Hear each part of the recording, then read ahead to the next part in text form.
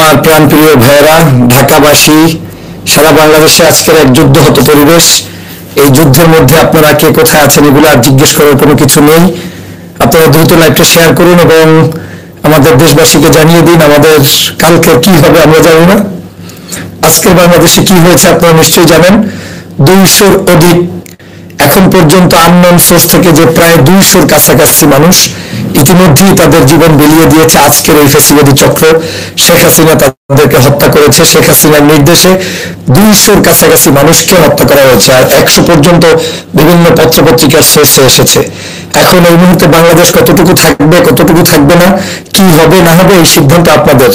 আগামীকালকে বাংলাদেশের মানুষ স্বাধীনতা পাবে কি পাবে না, মানুষ সত্যিকার অর্থে বাংলাদেশের স্বাধীনতা নিয়ে থাকবে না পরাধীন হবে, সেটা আগামীকালকের সিদ্ধান্ত আপনাকে কিন্তু এখন এই মুহূর্তে যদি আপনি ঢাকাবাসী সহযোগিতা না করেন, দেশবাসী যদি আপনারা এগিয়ে না আসেন তাহলে হবে না। আজকে যে লাশের চিত্র দেখেছি সেটা দেখে কোনো মানুষ সহ্য করতে পারে না। আমার যুবকদেরকে যখন দেখেছি যে এক যুবক আর এক যুবকের লাশ কাঁধে নিয়ে তারপরে মিছিল করতেছে, মনে হচ্ছে যেন এটা একটা প্যালেস্টাইন, মনে হচ্ছে যেন এটা একটা সিরিয়া, মনে হচ্ছে এটা যেন কোনো একটা যুদ্ধরত দেশ। কিন্তু আমার প্রিয় মাতৃভূমি বাংলাদেশে আজকের এই চিত্র। আপনি কি কোনোদিন কল্পনা করতে পারেন যে সমগ্র দেশের মধ্যে ইন্টারনেট শাটডাউন করে তারপরে পত্রপত্রিকা বন্ধ করে দিয়ে, এমনকি আওয়ামী লীগের দালাল পত্রিকাদের মধ্যে থেকেও যে সকল পত্রিকা কিছু নিউজ আপনাকে নিয়ে আমাদেরকে নিয়ে করতো, তাদেরকে পর্যন্ত বন্ধ করার মতো দুঃসাহস এই সরকার দেখিয়েছে শুধুমাত্র আজকের এই মানুষগুলোকে হত্যার জন্য। শত শত মানুষকে হত্যা করে শুধু একজনের আশা পূরণ করার জন্য বাংলাদেশে এই মানুষগুলোকে হত্যা করা হচ্ছে। তিনি হচ্ছেন শেখ হাসিনা। শেখ হাসিনার শুধুমাত্র নিজের স্বার্থে আপনার আমার জীবনকে কেড়ে নিচ্ছে। প্রিয় বন্ধুরা, আমার ভাইয়েরা, আমার বোনেরা, আমার শিশুরা আজকে কোনো জায়গায় নিরাপদে নেই। আগামীকালকে তারা ঢাকায় থাকবে, আজকে তারা ঢাকায় আসতেছে। আমি প্রিয় ঢাকাবাসীর কাছে অনুরোধ করব, আপনি আপনার দরজা খুলে দিন, আপনি আপনার বাসা থেকে ওয়াইফাই পাসওয়ার্ড ওপেন করে দিন, আপনি আপনার বাসা থেকে পারলে তাদের জন্য এক গ্লাস পানি পাঠিয়ে দিন। আপনি আপনার এই ভাইদেরকে যুদ্ধের মধ্যে ঠেলে দিয়েন না। আপনি আপনার দেশে যারা আসবে তাদেরকে আপনি অবহেলা করবেন না। আপনি যদি অবহেলা করেন আল্লাহর কাছে দায়ী থাকবেন। এই মানুষগুলো দেশের জন্য লড়ে যাচ্ছে। 16 বছর বয়স, 17 বছর বয়স, 22 বছর বয়স, এই ছাত্রদের মধ্যে না আছে কোনো দুনিয়ার চিন্তা, না আছে কোনো এমপি হওয়ার চিন্তা, না আছে কোনো স্বার্থবাদী চিন্তা।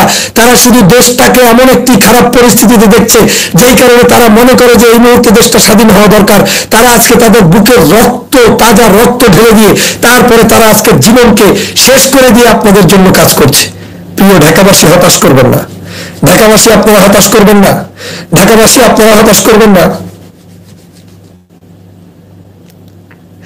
এই ভাইদের রক্ত সহ্য করা যায় না। কিভাবে সহ্য করবে বাংলার জনগণ যে আজকে একদিনের মধ্যে 200-র অধিক মানুষকে হত্যা করেছে ফ্যাসিবাদী শেখ হাসিনা। ওর কাছে বুলেটের কোনো দাম নাই, যাকে তাকে যেখানে ইচ্ছা সেখানে তারপরে বুলেট ছেড়ে দিয়ে মানুষকে মারছে। আবার এই মারার পরে বলে আমরা কাউকে মারি নাই।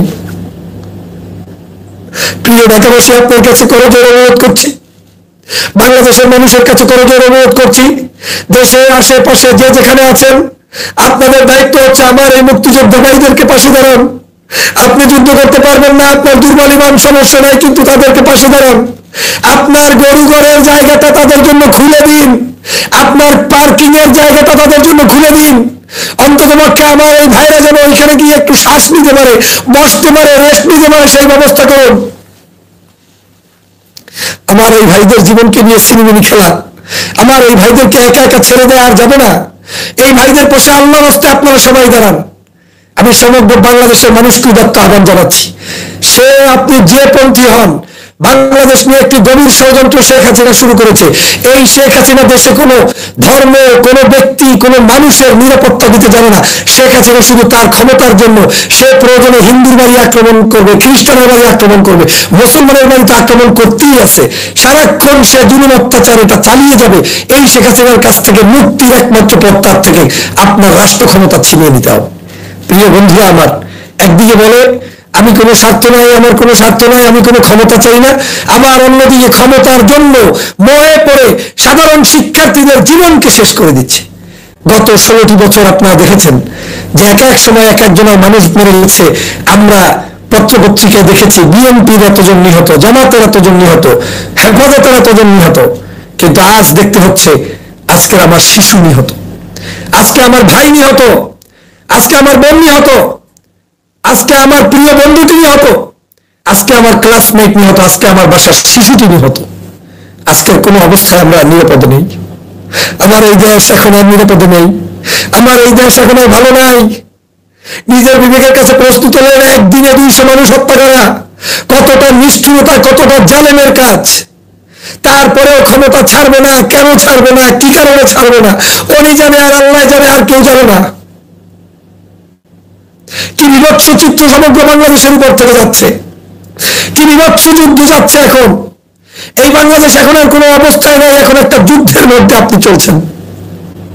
প্রিয় সহযোদ্ধা ভাইরা, এই যুদ্ধে আপনাকে সহযোগিতা করতে হবে, এই যুদ্ধে আপনাকে নামতে হবে।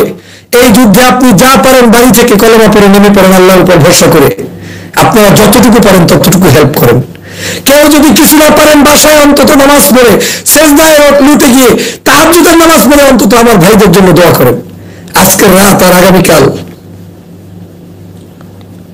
ওরা কি করবে আমরা জানি না, ওরা কি করতে চায় আমরা জানি না, কিন্তু আমার অদম্য সাহসী এই ভাইয়েরা যা করবে সেটা আমরা জানি। তারা তাদের বুক পেতে দিয়েছে।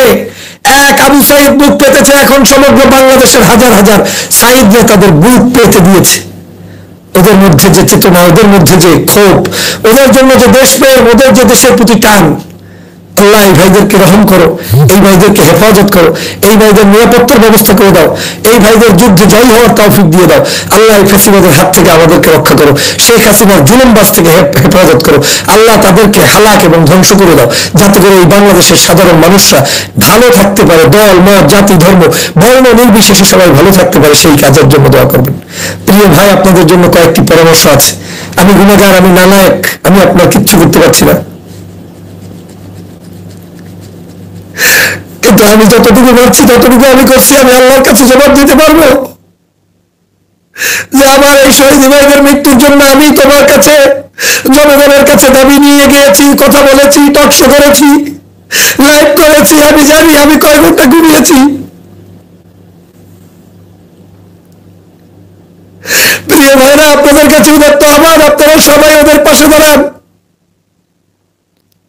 আজকের এবং আগামী দিন অনেক ইম্পর্টেন্ট বাংলাদেশের জন্য, জাতির জন্য, জাতিসত্তার জন্য। এই দেশ ধ্বংস হয়ে যাবে যদি আপনি এখন একটু না দাঁড়ান। আমার এই ভাইদের পাশে যদি আপনি একটু না দাঁড়ান। আমার এই কচি কাঁচা ভাইগুলো জীবন দিয়ে দিয়েছে, ওনার রক্তের কোনো মূল্য নেই। ওরা মানুষ নয়, ওদের রক্ত গরুর রক্ত চাইতেও কি ছোট কিছু। আপনি ভাবছেন যে মানুষ মারা যাচ্ছে, এটা কি কোনো স্বাভাবিক কথা? একটা গ্রামে একজন মানুষ মারা গেলে সেই সমস্ত গ্রাম শুদ্ধ মানুষ ঘুমায় না, আর আজকে সমগ্র বাংলাদেশের শত শত মানুষ মারা যাচ্ছে। আমাদের অনুভূতি কোথায়? আমরা কোথায় গিয়েছি? শিশুদের এই চেহারা আর দেখতে পারি না, কোন মানুষ এই চেহারা দেখতে পারে না। সামান্য ক্ষমতার জন্য আজকে আমার শিশুদের জীবন শেষ হয়ে যাচ্ছে। আর কত লাশ পড়লে শেখ হাসিনার হুঁশ ফিরবে? আর কত লাশ পড়লে শেখ হাসিনার ঘুম ভাঙবে? আর কত লাশ পড়লে শেখ হাসিনা আজকের এই বাংলাদেশের মানুষের আত্মনাদ বুঝতে পারবে? আর কত লাশ পড়লে শেখ হাসিনা বুঝবে বাংলার মানুষ ঘৃণা করে তাকে? এখনো কেন বোঝে না আল্লাহ? তুমি আমাদেরকে এমন পরীক্ষার মধ্যে ফেলাইও না, আমাদের যুদ্ধ অত দেশের মধ্যে বানাইও না, আমাদের দেশকে যুদ্ধ লাগাই দিও না। যুদ্ধ লেগে গেছে, আল্লাহ তুমি আমাদের রহম করো। ক্লাস 9-এ পড়ে, 10-এ পড়ে, ইন্টারে পড়ে, অনার্সে পড়ে ছোট্ট ছোট্ট ভাইয়েরা আমার আপন ছোট ভাইয়ের মতো, চেহারার দিকে তাকানো যায় না। কি এক নেশায় পড়ে, কি এক দেশ প্রেমে পড়ে, কি এক আল্লাহকে ভয় করে, কি কারণে ওরা রাজপথে রয়েছে আমি নিজেও রিয়েলাইজ করতে পারি না। এই জায়গায় সব নিষ্পাপ নিষ্পাপ শিশুরা আজকে যুদ্ধ চালিয়ে যাচ্ছে, একদম নিষ্পাপ। ওরা বাংলাদেশের মুক্তিযোদ্ধা, ওরা বর্তমান প্রজন্মের মুক্তিযোদ্ধা, ওরা এই দেশের মানুষের সত্যিকার স্বাধীনতার ব্যক্তিত্ব, ওরা সত্যিকার স্বাধীনতার নায়ক। প্রিয় সহযোদ্ধা ভাইরা, আপনাদের কাছে উদাত্ত আহ্বান জানাই, ঢাকাবাসী ওদের পাশে দাঁড়াবেন। এক গ্লাস পানি দিয়ে পাশে দাঁড়ান, শরবত দিয়ে পাশে দাঁড়ান, মিছিলের নগরীতে পরিণত করেন। ঢাকায় আপনারা বেইমানি করবেন না।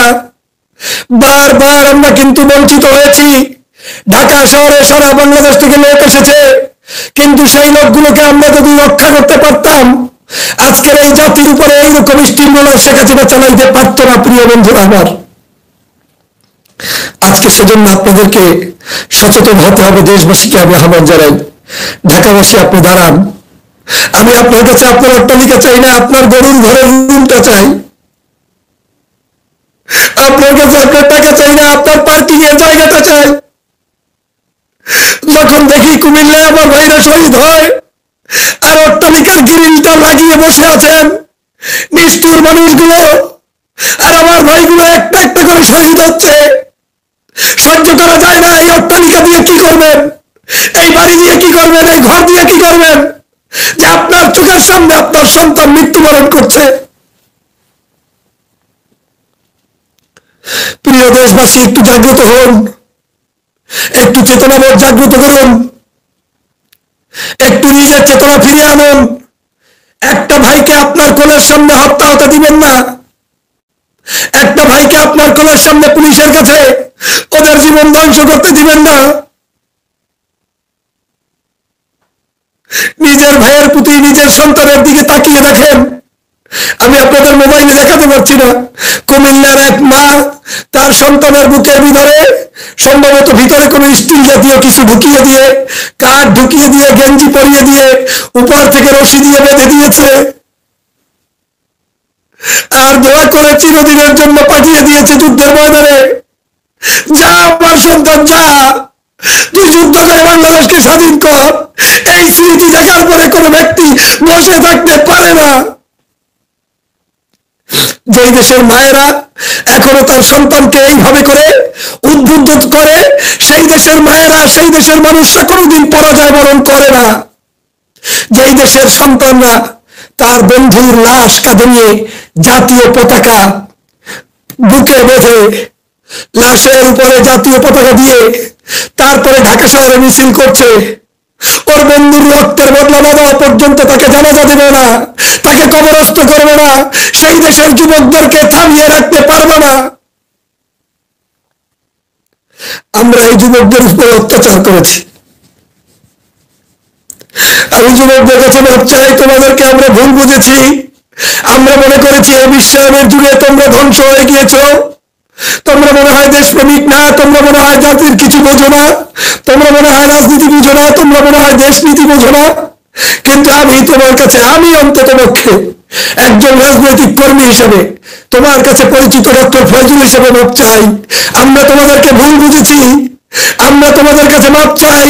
আমরা তোমাদের থেকে শিখতে চাই, আমরা তোমাদের কাছ থেকে জানতে চাই।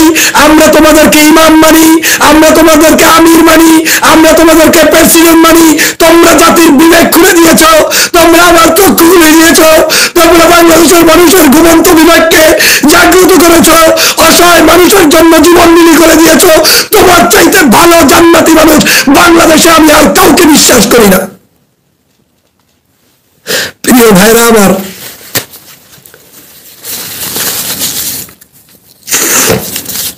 আপনাদেরকে এই ভাইদের কাছে মাপ চাইতে হবে, শিশুদের কাছে মাপ চান। আল্লাহ আপনাকে ক্ষমা করবে না, আমি বলে দিলাম। আমি নিজে অনুতপ্ত, আমি মাপ চাই। আল্লাহ আমাকে তুমি মাফ করো। আমার থাকার কথা ছিল এই যুদ্ধের ময়দানে, কিন্তু কেন পারছি না, কেন করছি না, তোমরা সবাই জানো। কিন্তু আপনারা মাপ চান, ওদের এই মরা লাশ, ওদের এই শহীদের বডি ধরে ক্ষমা চাইতে হবে।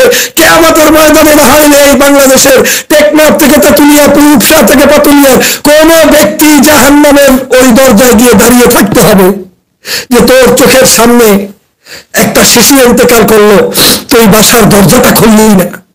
তোর চোখের সামনে জালিমের শাসক তার বুলেট দিয়ে তার হৃদয় কেড়ে নিল, তুই একটু পানি খাওয়াইলি না। তোর চোখের সামনে মানুষগুলো হত্যা হলো, তুই একটু প্রতিবাদ করলি না, তুই একটু ইন্টারনেট দিলি না, তুই একটু সাহায্য করলি না। কি জবাব দেবেন জিজ্ঞেস করেন। আছে কোনো জবাব? আপনার ওয়াইফের পাসওয়ার্ড, একটু পাসওয়ার্ডের জন্য একদিন আপনি সিনেমা দেখতে পারবেন না, সেই জন্য আপনার এত কষ্ট। আর আমার ভাইরা রাস্তায় রাস্তায় যুদ্ধ করছে, আমি জানি না ওরা কয়দিনে খেয়েছে। আমি এমনও সংবাদ পেয়েছি, সমন্বয়কদের মধ্যে একজন সমন্বয়ক সেদিন যখন ঢাকাতে এসেছে, আপনার কি বলে শহীদ মিনারে 370 টাকা মাত্র তার পকেটে ছিল, তাও এক বন্ধুর কাছ থেকে নেয়া। আল্লাহ সাক্ষী, আমি নিজে শুনেছি তার কণ্ঠে, আমি টকশোতে সরাসরি শুনেছি। 370 টাকা বন্ধুর কাছ থেকে নিয়ে তারপরে আজকের শহীদ মিনারে গিয়ে আপনাকে জাতীয় ডাক দিলেন, দেশ রক্ষার ডাক দিলেন। ওর চাইতে ভালো মানুষ আপনি না, আমি না, কেউ হতে পারে না।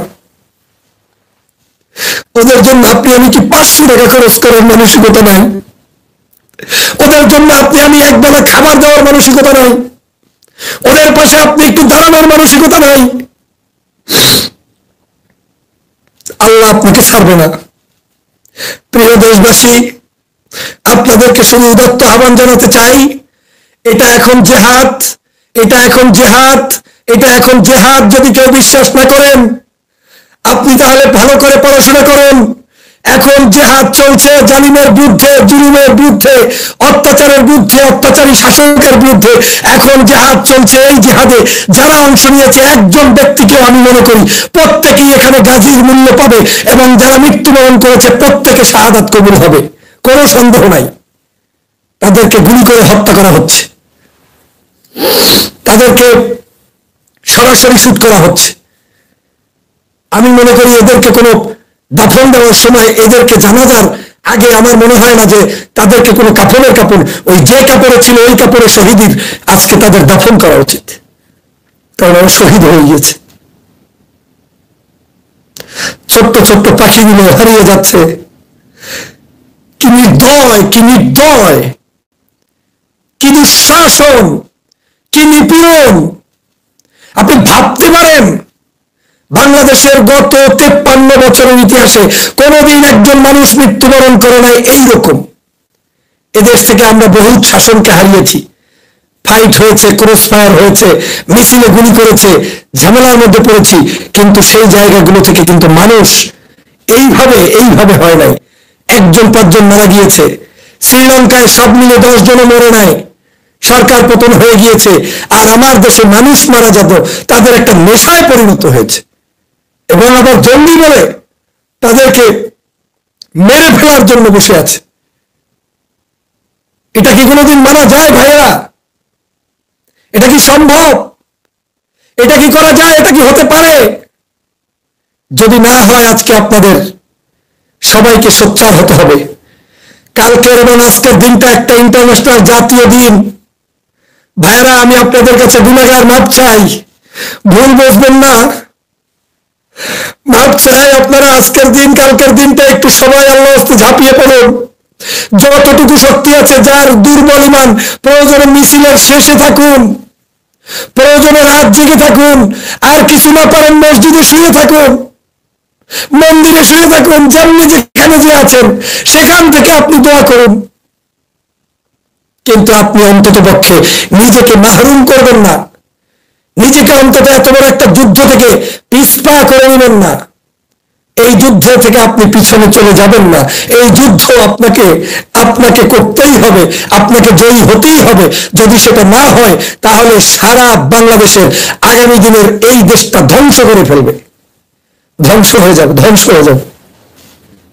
গুজববাজার বাংলাদেশে আমাদের স্বাধীনতা হারিয়েছি, সার্বভৌমত্ব হারিয়েছি, রাজনীতি হারিয়েছি, অধিকার হারিয়েছি। এখন আমার শিশু সন্তান আন্দোলন করছে, তাদের জীবনকেও হারাতে হচ্ছে। কি পাবে এই বাংলাদেশ? কি পাবে আমার এই যুবকরা? কি পাবে তরুণরা? আপনি একটু চিন্তা করে দেখেন। নিজের চোখের সামনে 200 পিকচার নিয়ে আসেন। 200 মানুষ মারা যায় কিভাবে? কিভাবে 200 মানুষ মারা যায়? যুদ্ধের যে জায়গাগুলো আপনারা জানেন, এই যে প্যালেস্টাইনে অমুক জায়গায় তমুক জায়গায় হয়, তাও এক জায়গায় 30 জন মারা গেলেই আপনার ইন্টারন্যাশনাল মিডিয়ায় যেভাবে আসে দেখেছেন। 50 জন মারা গেলে খবর হয়ে যায়, আপনি বুঝতেছেন? সেই সংবাদ এখন